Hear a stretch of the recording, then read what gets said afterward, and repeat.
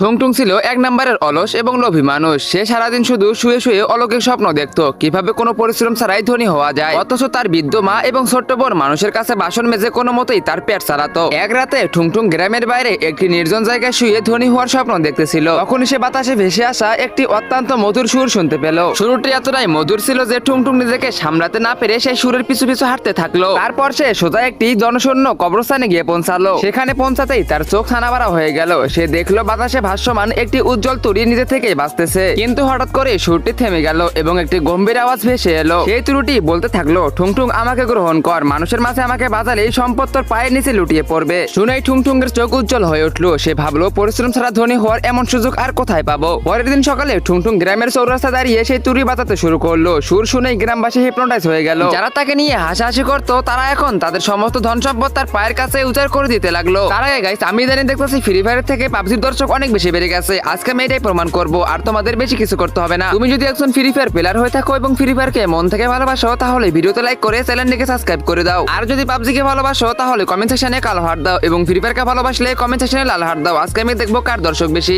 অল্প সময়ের মধ্যেই তার সামনে টাকার পাহাড় জমে গেল। কিন্তু পরের দিন সকালে গ্রামে একটি দুর্ঘটনা ঘটলো। গ্রামের সবচেয়ে বয়স্ক মানুষটি হঠাৎ মারা গেলেন। সবাই ভাবলো হয়তো বার্ধক্যজনিত কারণে এমনটা হয়েছে। ঠুংঠুঙ্গ তাই ভাবলো, তাই সে বিষয়টিকে গুরুত্ব দিল না। এর কিছুদিন পর সে আবার তুড়ি বাজালো। এবার সে আগের চেয়েও বেশি টাকা ও সোনা পেল। কিন্তু পরের দিনেই গ্রামের এক যুবক কোনো রোগ ছাড়াই মারা গেল। এবার ঠুংঠুং এর একটু অদ্ভুত লাগলো, কিন্তু তাতে তার কিছুই যায় আসে না। তো গাইস, এরপরে কি হয়েছিল? আসলে কি ঠুংঠুং এর কারণেই গ্রামের মানুষ মারা যাইতেছিল? হ্যাঁ, তোমরা সবাই দেখতে পারবে সেটা পার্ট 2 তে। আর এখন ভিডিওতে লাইক করে কমেন্ট বক্সে কমেন্ট করো পার্ট 2 চাই। আর হয়তো আগের মতো ভয়েসটা একটু ক্লিয়ার নাও হতে পারে, কারণ আমি একটু অসুস্থ। তারপর কিন্তু তোমাদের জন্য আমি ভিডিও দিলাম। আর তোমাদের সবার কাছে একটাই চাওয়া, তোমরা সবাই আমার জন্য দোয়া করো যেন আমি তাড়াতাড়ি সুস্থ হয়ে উঠি।